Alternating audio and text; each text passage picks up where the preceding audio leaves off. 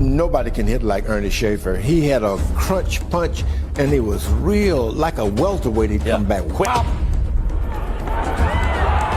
The one greatest punch I have ever seen is owned by a man named Ernie Shavers. In the red corner, standing at 6'3", tipping the scales at 210 pounds, it's the self-proclaimed greatest of all time, Muhammad Ali. A three-time world heavyweight champion, with 54 wins to his name and the WBC and WBA titles strapped around his waist, Ali was back in New York City, ready to prove there was still magic in those aging legs. But standing in the opposite corner was a man no one wanted to fight, Ernie Shavers. Nicknamed the Acorn by Ali for his bold dome, but behind that nickname was a straight-up monster. 6 feet tall, 208 pounds, and a ridiculous 52 knockouts in 54 wins. This wasn't just another puncher. Shavers had nuclear power in his right hand, the kind of punch that didn't just knock you down, it rearranged your soul. Larry Holmes said it felt like his neck snapped. Right. I got hit by Ernie Shavers, the hardest puncher that ever I thought hit anybody. I still got the knot right here 40 years later. And even Ali, with all his bravado, would later admit, Shavers hit me so hard it shook my kinfolk in Africa. On September 29, 1977, these two would meet under the lights of Madison Square Garden. One was fighting to keep his crown, the other was swinging for history. Before stepping in with Ernie Shavers, Muhammad Ali had already done it all. Olympic gold medalist, three-time heavyweight champion, the man who beat Sonny Liston, outlasted Joe Frazier, and shocked the world by taking down George Foreman in Zaire. By 1977, Ali had become more than just a boxer. He was a global icon, a political voice, and the face of heavyweight greatness. But legends grow older. Ali was nearing 36 years old, and though the crown still sat on his head, the shine was starting to fade. The once lightning-fast feet had slowed. The reflexes still there, but not what they used to be. His last few fights showed signs of wear and tear. Critics were circling, asking how long the greatest could keep defying Father Time. Ali's camp knew it, Angelo Dundee knew it, even Ali knew it. That's why this next defense was supposed to be a safe one. Not a walk in the park, but something manageable, a contender with a name, sure, but not a threat to the throne. What they got was Ernie Shavers. Standing 6 feet tall, weighing just over 200 pounds, Shavers wasn't flashy. He didn't dance, he didn't play the media game, he just knocked people out, brutally. With 52 knockouts in 54 wins, Shavers had one of the highest KO percentages in boxing history. His right hand was feared across the sport. Guys would spar with him once and not come back. What about Ernie Shavers? I never fought Ernie Shavers, thank goodness. Yeah. His knockouts weren't just dramatic, they were violent. His uppercuts would lift heavyweights off their feet. Sparring partners wore headgear like it was armor, and in locker rooms across the country, his name came with a warning: don't get touched clean. Ali, always the showman, saw an opportunity. He called Shavers the Acorn because of his bald head, laughed him off at press conferences, called him a clumsy, wild brawler with no finesse. Make sure you be there, you know? That's all I Be there! I'm gonna eat you up! I'm gonna do you in! We all see you on the 29th, we'll see. Yeah, dog, come on! But behind the trash talk, there was tension. Shavers had never been in a world title fight, but everyone in boxing knew he was the kind of guy who could ruin your career in one round. He wasn't just dangerous, he was unpredictable. A slow starter, yes, but once he found his range, you were in trouble.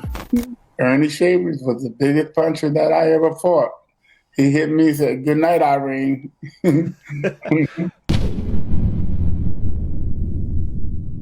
So here we are, Madison Square Garden, September 29th, 1977. Ali, the aging king, Shavers, the silent executioner.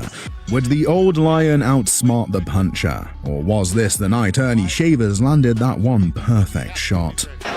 Shavers doesn't follow up immediately.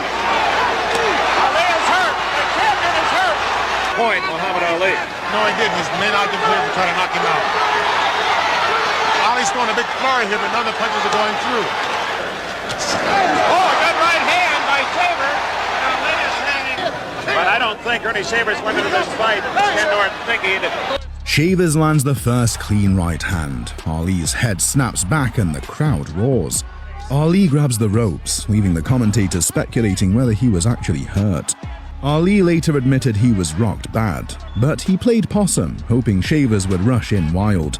Instead, Ernie backed off, not wanting to get baited like George Foreman had done. Spend all of his energy, and then later rounds, he'd be tired. But then again, the champion in the light trunks. Ali's definitely respecting Shavers. Behind the elbow! Get out of there! Shaver.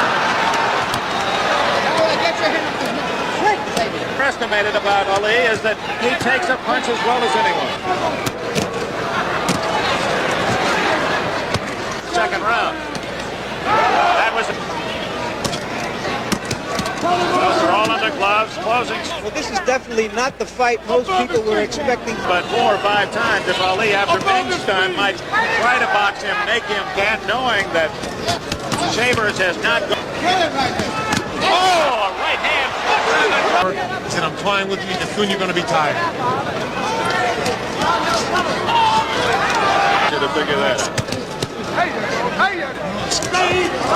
He caught a left hand there, just as he was going to say. And a right hand. To his left, he's been out of range for Shavers. Ken, is this Inner energy, he's not wasting any punches. Final minute of round 5. Accustomed to seeing Ali's. It appeared to be a 2 Ali. Really, beg your pardon, this is really a different Ernie Shavers tonight. Boxing a little bit. Start moving, start using his legs. With his punching power, yes, he could. One will tell you that Ali is tired. well, the both judges still have it even. In his 60 fights, has gone this distance only 6 times, more than 6. And it's Ali opening up. Commanding personality. That includes Very good right hand.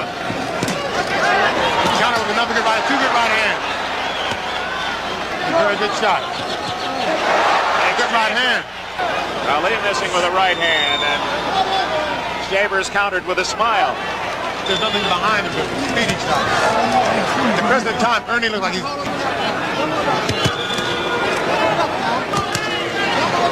Quick left hands by Ali. Final minute of round 8. That was kind of a shit. During the middle rounds, Ali appeared to be absorbing Shavers' right hand shots and an occasional left hook. When the audience booed at the bell ending the 8th, Ali waved his gloves and shouted at the crowd. Shavers was ahead on the scorecards going into the 9th. Ali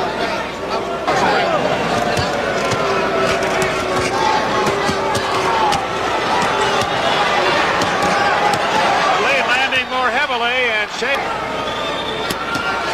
We said earlier, the reach is even, 80 inches to pick, and we're in round 9.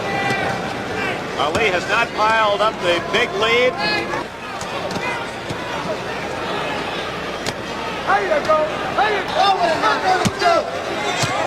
Good left. The fight intensified in the championship rounds. Ali started to be more on the front foot. Shavers, with his power, was looking to pick big shots and do damage. Right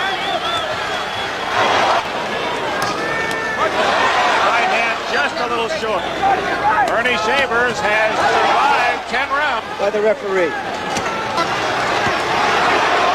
Very good statement.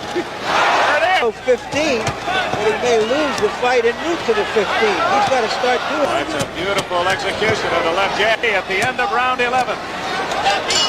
It's almost going to take a shift. The champion seems to be much more in command here in round 12. Good right hand by Ali. Exercised from any blow.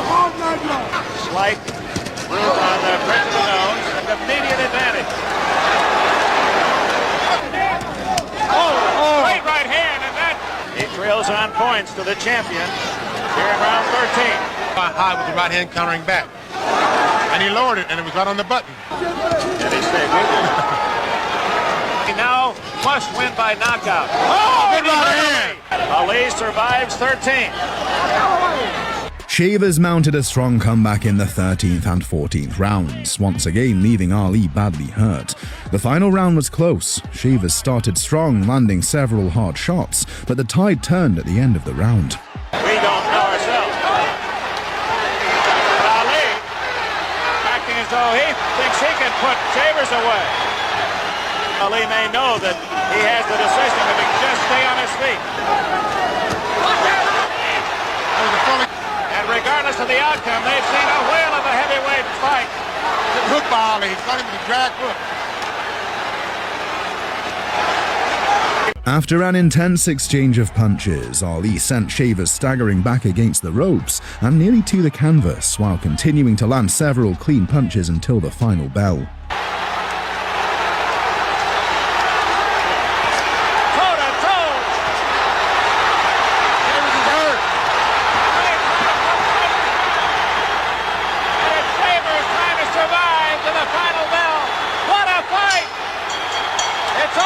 And still champion of the world, the one and only Muhammad Ali. Well, that's the call. Ali got the decision, but not everyone agreed with it. Some said Shavers had done enough. Ali didn't say much. His swollen face said it for him. Shavers didn't get the belt, but he got Ali's respect, and maybe, just maybe, he should have gotten more. So what do you think? Did Ali do just enough to hold on to his crown, or did the knockout monster get robbed in the garden? Let us know in the comments. This has been another In the Boxing Lab. Please subscribe, and we will see you in the next one.